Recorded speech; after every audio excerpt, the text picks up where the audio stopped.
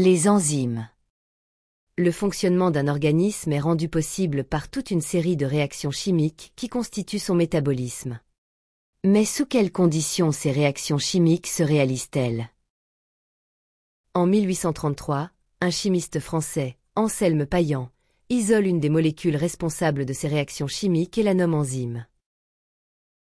Les enzymes sont des protéines. Et elles sont capables d'accélérer de manière très importante les réactions biochimiques. Les enzymes sont capables de modifier des molécules particulières, appelées substrats. Les enzymes ne modifient pas n'importe quel substrat. Elles sont extrêmement spécifiques. Mais comment agissent les enzymes?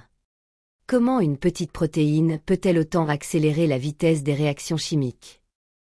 Les enzymes rendent les réactions plus rapides en diminuant leur énergie d'activation, c'est-à-dire l'énergie nécessaire pour débuter la réaction. Pour cela, l'enzyme se lie au substrat et le retient de telle manière que les réactions de lyse ou de formation de liaison puissent se réaliser. Les enzymes contiennent une zone particulière, appelée site actif, où les substrats peuvent se fixer. C'est là que les réactions chimiques ont lieu. L'arrangement des acides aminés, formant la protéine enzyme, donne à son site actif une taille, une forme et une fonction bien particulières. À cause de l'organisation des acides aminés du site actif, l'enzyme ne peut lier qu'un type de substrat. Interaction entre enzyme et substrat. Voici une enzyme. La molécule de substrat présente dans le milieu va s'insérer dans le site actif pour former un intermédiaire réactionnel. Un peu comme une clé dans une serrure. La forme du substrat est complémentaire de celle du site actif et s'emboîte avec elle comme les deux pièces d'un puzzle. Conditions environnementales et activité de l'enzyme. Le site actif est très sensible. Il perçoit les plus petites modifications de son environnement et va en être affecté. Un des facteurs qui affecte le site actif, et donc le fonctionnement de l'enzyme, est la température.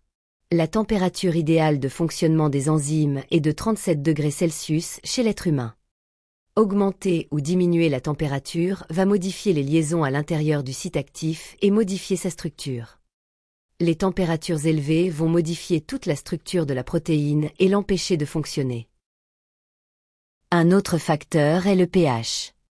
Les acides aminés formant une protéine sont sensibles au pH. Une modification du pH va entraîner une modification du site actif et donc du fonctionnement de l'enzyme. Inhibiteur de l'activité enzymatique. Certaines substances nocives appelées inhibiteurs peuvent réduire, voire même stopper, l'activité de l'enzyme, ainsi les réactions ne se font plus. Les molécules inhibitrices ou inhibiteurs peuvent bloquer le site actif de l'enzyme ou modifier sa forme. Il existe deux types d'inhibiteurs. Les inhibiteurs compétitifs qui se fixent au niveau du site actif et le bloquent, empêchant la fixation du substrat. Les inhibiteurs non compétitifs. Ils se fixent sur une autre partie de l'enzyme et modifient sa forme.